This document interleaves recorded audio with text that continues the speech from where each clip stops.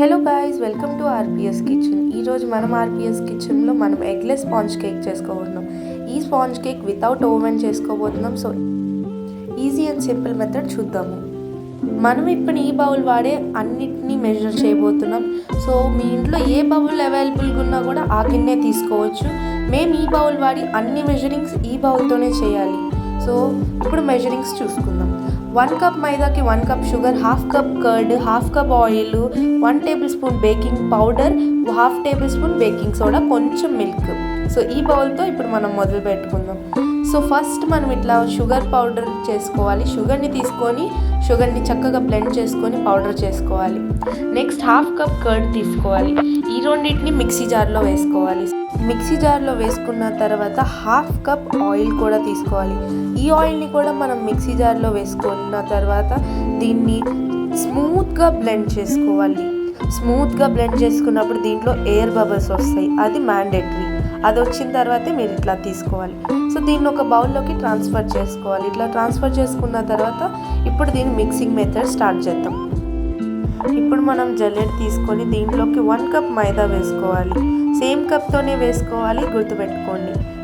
ఇప్పుడు 1 tablespoon baking powder, 1/2 tablespoon baking soda వేసుకొని దీన్ని చక్కగా మీరు జల్లించుకున్న తర్వాత ఎలాంటి లంప్స్ లేకుండా మిక్స్ చేసుకోవాలి.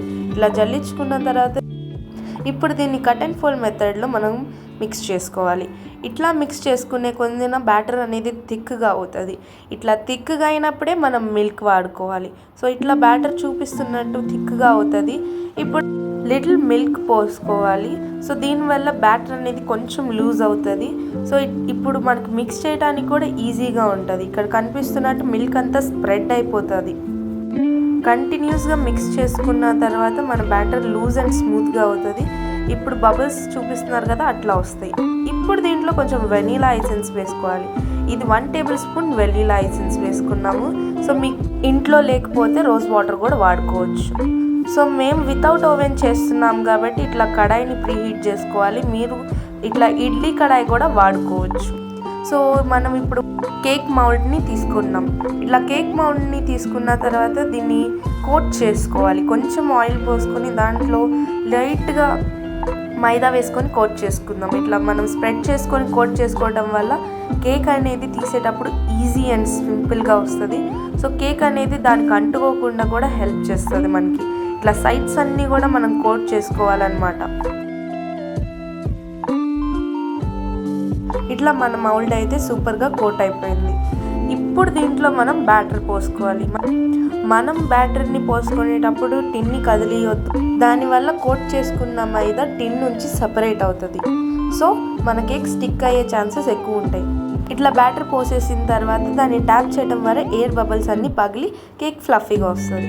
సో 5 మినిట్స్ ప్రీ హీట్ చేసుకున్న ఈ ఇడ్లీ పాత్రలోకి మనం ఈ ప్యాన్ని పేస్ట్ చేసిన తర్వాత 30 మినిట్స్ మీడియం ఫ్లేమ్లో కుక్ చేసిన తర్వాత మనకి ఇట్లా కేక్ రెడీ అవుతుంది. సో మీరు ఒకసారి టూత్ పిన్ పొడిచి చూస్తే కానీ మీకు తెలుస్తుంది. సో అది స్టిక్ అవ్వకుండా ఇట్లా స్పాంజీ అండ్ సాఫ్టీగా వస్తుంది. Thank you for watching.